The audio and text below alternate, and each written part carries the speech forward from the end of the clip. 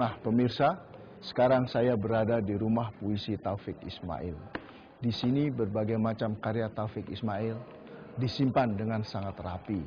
Di sini pula para pelajar yang berminat pada bidang puisi, sastra, dan budaya menimba ilmu mereka langsung dari Pak Taufik Ismail. Dan sekarang ini tampaknya Pak Taufik Ismail sedang membaca sajak-sajaknya.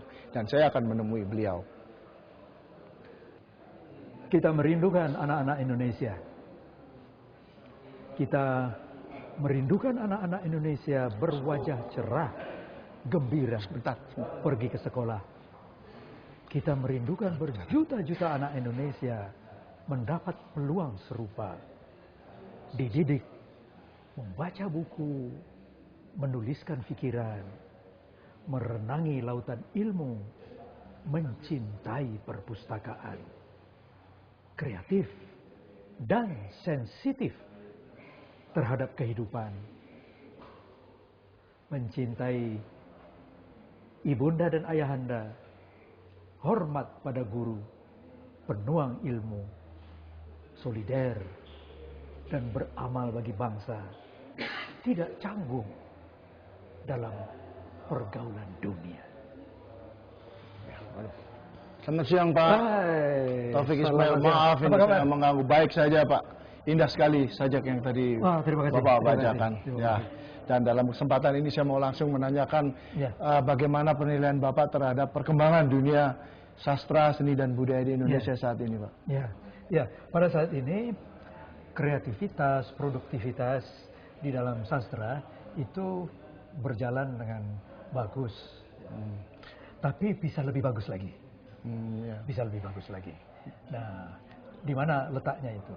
Jadi kalau munculnya penulis-penulis muda dan kemudian lumayan sekarang oplah buku bertambah, tetapi sebenarnya bisa jauh lebih baik lagi.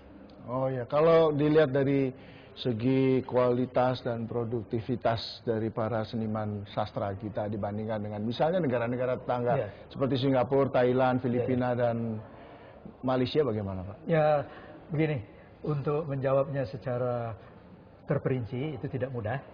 Tapi kalau secara garis besar saja, maka saya akan mengatakan bahwa kita bisa lebih baik lagi. Jadi apa yang ada sekarang ini harus kita stimulasi supaya jauh lebih meningkat lagi. Oh ya, kalau misalnya kita ketahui bahwa puisi-puisi Bapak ini banyak diterjemahkan ke dalam berbagai bahasa Pak ya. Dan bagaimana ini sejauh ini dampak positifnya terhadap perkembangan perhatian masyarakat dunia terhadap puisi, sastra dan budaya Indonesia? Masih kecil. Masih kecil? Masih kecil. Memang kalau Anda lihat, kalau mau dilihat dari segi individu, jadi puisi-puisi saya yang diterjemahkan ke dalam bahasa asing, ya memang jumlahnya ya lumayan. Tapi kalau secara menyeluruh apa yang terjadi sekarang ini bisa lebih baik lagi. Dan yang saya maksudkan itu yaitu pendidikan. Nah, Pak Taufik Ismail ini kan juga mendidik dan membina banyak sekali anak-anak sekolah. Iya. Inilah dia. Ini anak-anak ini. Nah, di perpustakaan kami di rumah puisi sedang membaca-baca buku ini di sini. Nah, mereka mencari buku di sini dan membacanya. Apa yang mereka sukai. Mereka adalah anak-anak dari Sanggar Sastra.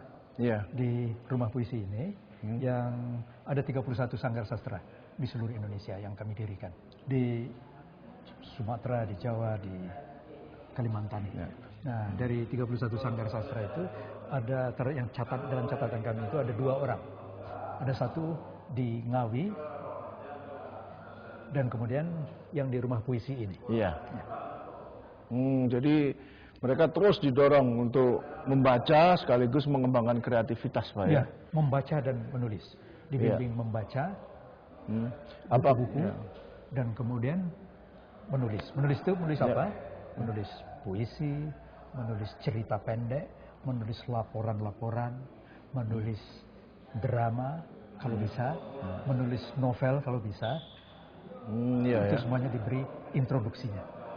Kalau sejauh ini Pak, berapa banyak Pak pujangga atau seniman seperti Bapak yang terlibat untuk membantu pengembangan bakat anak-anak ini yang kami menjadi anggota sanggar?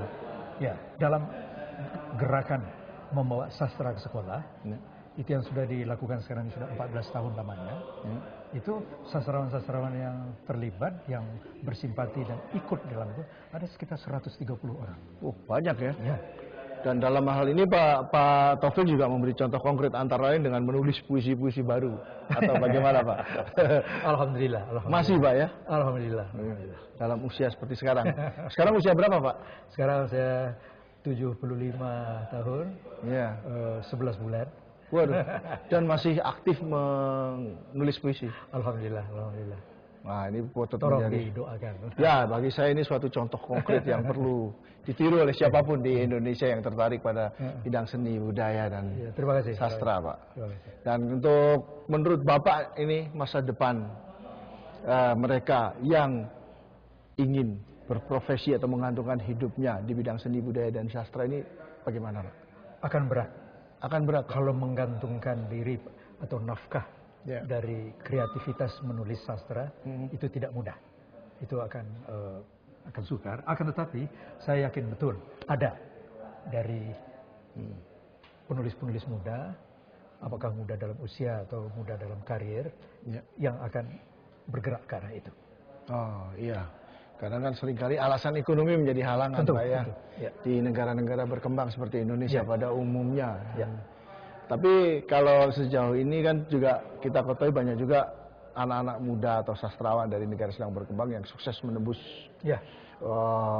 batas internasional bahkan. Kalau di Indonesia bagaimana Pak? Artinya yang muda-muda kalau Bapak sudah pasti kan? Ya itulah. Jadi ada, itu ada. Dan kemudian itu cukup mengembirakan, akan tetapi bisa lebih baik lagi, bisa lebih besar lagi kuantitasnya. Kalau dalam konteks ini Pak, bagaimana peran pemerintah dan swasta dalam membantu perjuangan Bapak? Harus terus distimulasi, harus terus diingatkan.